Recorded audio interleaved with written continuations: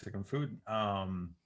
So the pages migration was completed last week with a bunch of improvements to speed it up.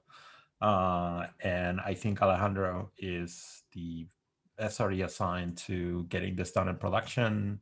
And from what I saw on the issue, we're just waiting on like approvals and a review to kick it off. So hopefully that'll get done in short order and we can kiss NFS goodbye forever. Yeah, let me know if that approval doesn't go forward. I saw the ask. I'll keep tabs on it, but I might drop it tomorrow. So if it hasn't gone forward by like in our one-on-one tomorrow, I'll go ahead and review it. All right. Yeah, I know that Alberto was wrapped in incidents all day. So, but I'll follow up. Yeah, we'll follow up tomorrow just in case. So, Jason, you want to vocalize your thing? Yeah, my apologies as I'm running a few circles this morning.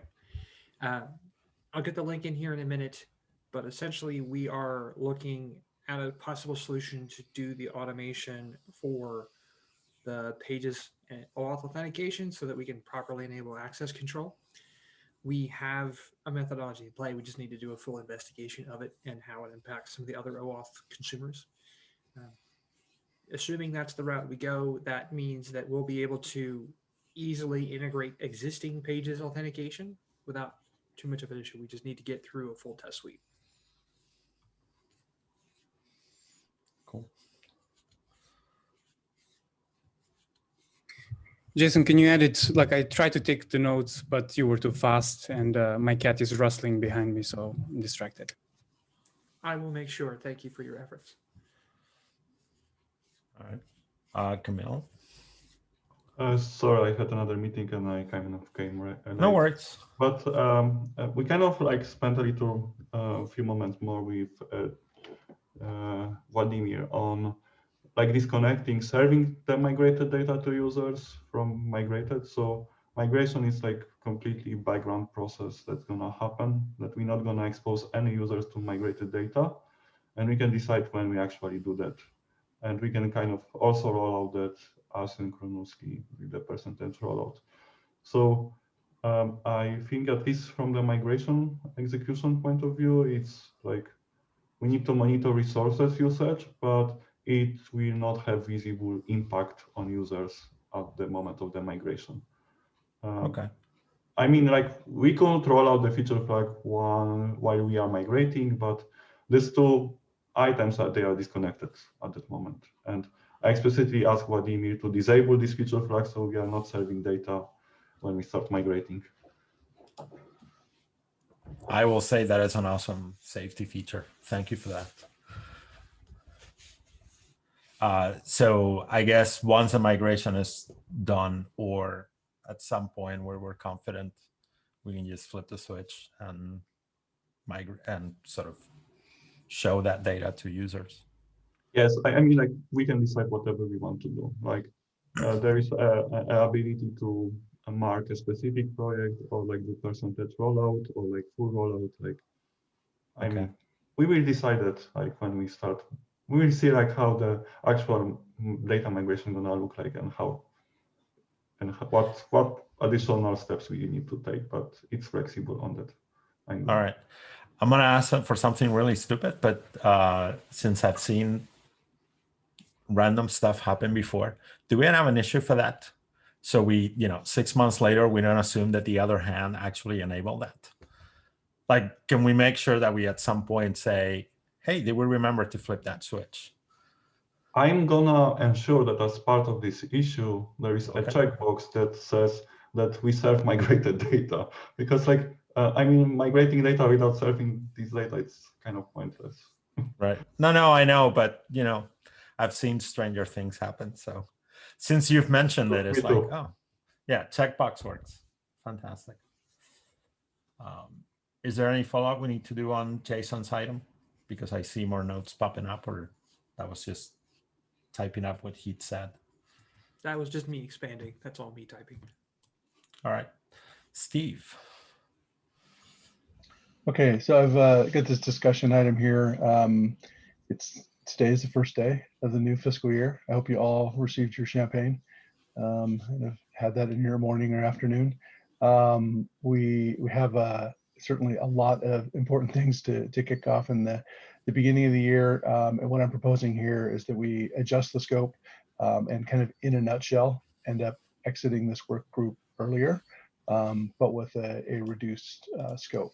The reasoning for this is really to shift some of our focus to some, I think, related issues. One of them is Jerry's going to be starting off kind of the third round of moving us towards the database scalability and really database sharding. And so we're at the point where we definitely need that to actually achieve basically sharding in production at the end of it. And hopefully this try will get us there. And then there's some other new initiatives like GitLab Private is kind of an interesting one where that's an initiative that is not fully at the point where like we're full steam ahead and implementing it, but it certainly looks like that we're headed that way. It's on the company OKRs. It's on the product and engineering OKRs. It's in infrastructure. It's we've basically been asked to make room for it. And so that and other things here, basically what I propose is, we've talked about the NFS work, like we just obviously need to finish that and not deviate from that. That's a great success there. Suggest that we keep the work that we've targeted for Helm because that really is critical in supporting a lot of these other efforts.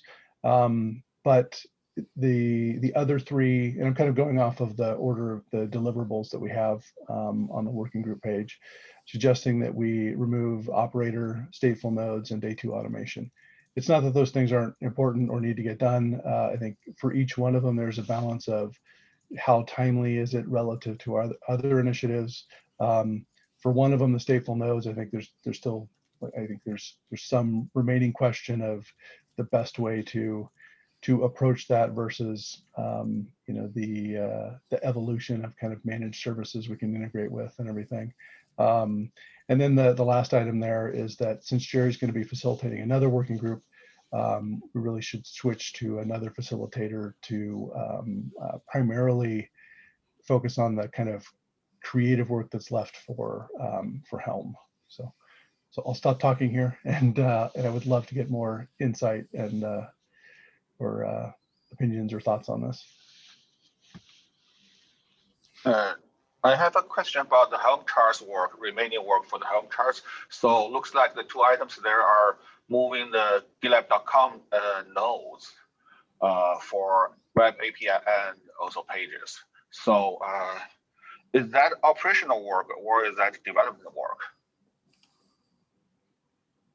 So I think there's a combination of work that's still left in, correct me if I'm wrong, I think Marion, you know a little bit more about this, but but as far as kind of the distribution work, as far as what the full support of all of those hosts within the Helm charts is the first part of it, and then actually implementing it into production is the second part of it. But there's still work left in both of those areas, I believe.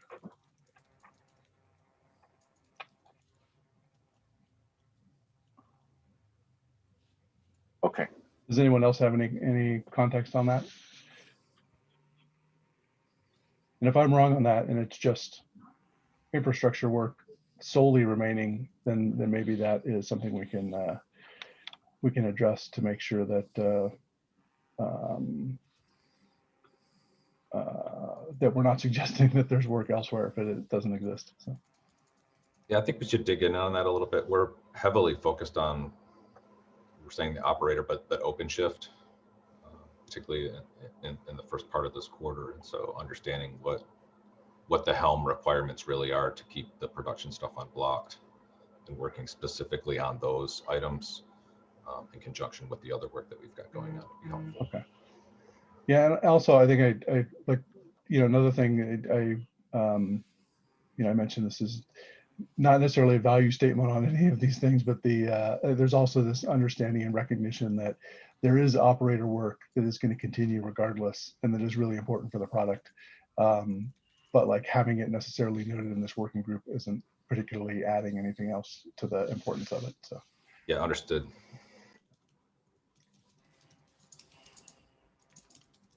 In regards to the items in infrastructure and what needs future changes in Helm charts, some things we're learning as we go towards the larger deployments, specifically regarding scaling patterns and things like this.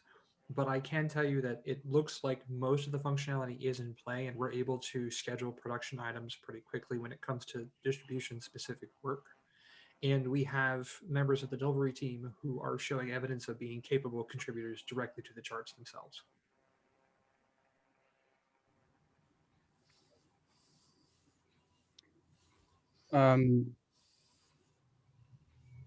That makes sense, but at the same time, I kind of feel this working group also helps make sure that product direction changes do not actually impact that prioritization. So I would also like to suggest that we don't remove the stateful workloads that we need to migrate, because that is going to be very important, not only for .com, but for others, whether it's private or something else. The only thing I'm currently not certain about is whether we need to think about database on Kubernetes. That is something that I don't think many people do well, but by the time we get to answer that question, we have quite a lot of work to do to make these type of things ready for production workloads, which includes, multi-large, whatever kind of setup you want to do. Like, it's a completely different story when you say to someone, bring your own database, everything else you can use with this single setup of Kubernetes, compared to, just do stateless and then Gitly plus Redis plus Postgres plus. You don't need to think about for Kubernetes. So my suggestion would be to keep the stateful nodes as part of this group. I have So to is agree the- with those concerns. That's the largest thing at scale in production in Kubernetes right now, is doing the database right at scale. Small That's why I'm nodes is saying cake. database we can extract to the very end or completely remove it from the discussion about stateful. But Redis, there is no reason for us not to discuss that. There is no reason for us to discuss Gitly. That is all state that is very much important. That would be my suggestion.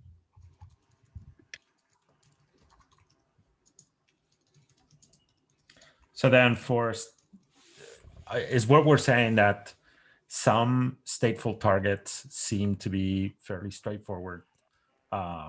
Gitly and Redis being two candidates that we do think, and I agree with that assessment, but leaving Postgres for who knows when, for all intents and purposes, because the moving parts on that one are rather complicated. Like Gitly and Redis make a lot of sense to me, because single process, either talking to memory or talking to this big, very stable thing. So should we use then in Steve's proposal, keep NFS, keep the Helm stuff, keep stateful, but being very selective with just saying Gitly and Redis, postponing Postgres for sometime in the future, splitting out operator into its own thing because it's a rather complex beast. So that might spawn another working group or be a separate project.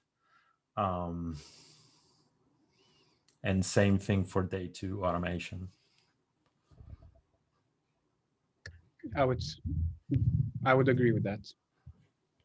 Okay. How does that sound, Steve? yeah, I think if that makes sense. I mean, again, the scope of this is what we need in order to operate. What we called multi-large in our infrastructure. And the more immediate thing that is turning up in FY22 is, I don't know, I guess multi-mediums or multi-smalls as far as like GitLab private. Um, but being able to, I mean, I'd say especially Gittily, being able to move that into Kubernetes seems like it makes a lot of sense. I think with Redis to a certain degree, but certainly for Postgres, we'll have to see how things go with GitLab private. But I mean, there's a very real possibility, that we'd be looking at managed service integration, for that. But we have to see how that, I'm jumping way ahead into a project that hasn't even started yet. But just from a scaling standpoint is probably somewhat likely. So yeah, I agree with that change. I think that's reasonable. So when we started this, I think, I forget the timing of this, and this is just my recollection and Christmas being in between here, but like I thought the idea was that we would get this done so that GitLab private was feasible. Do we think we can move forward with GitLab private independent of Helm and operator being available, or is it that we're changing scope because like we have other things to focus on, but this work still needs to get done? And by the way, the deadline is now April. Well, so maybe I'll go from the last item there. So that there's not a deadline for GitLab private around April. There's a sales milestone around that, but there's quite a few different options. So we don't need to deliver GitLab private by April. I know that's been that has been noted in a number of conversations, or it's been brought up in a number of conversations. So I think there's a lot of okay, that's right. Thanks for the clarification. There's a lot of confusion around it. Thanks for the clarification. Yeah. I'm just trying to figure out like how best to help in this situation. So obviously there's still some work on the development side. It sounds like there's still work on the infrastructure side. I'm just trying to figure out how to pick a facilitator is really what I'm starting with, rather than figuring out content. And then the facilitator can, like, this is good feedback for the facilitator that kind of figure out like how to adjust it based on that.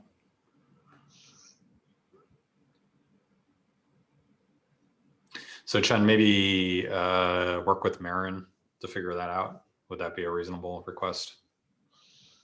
Yeah. Okay. Marin, yeah.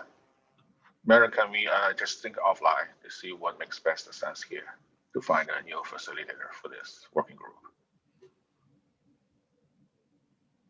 Okay, and then like I think it's good to keep the group going. I think the thing that we just need to have better visibility to is like expectations on timelines, because I think that's going to help everybody better prioritize this and also push with product. So as a next step here, Jerry and I will create an NMR and share that with the group, and we can continue to have some conversation around this just to get the change right, so that basically starting next week, and we can have it addressed should be the target here.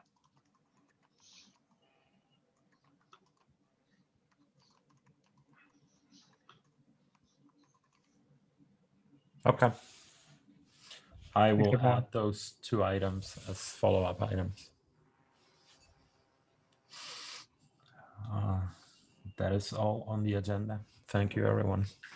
Have a good one. And please order me some Mexican food.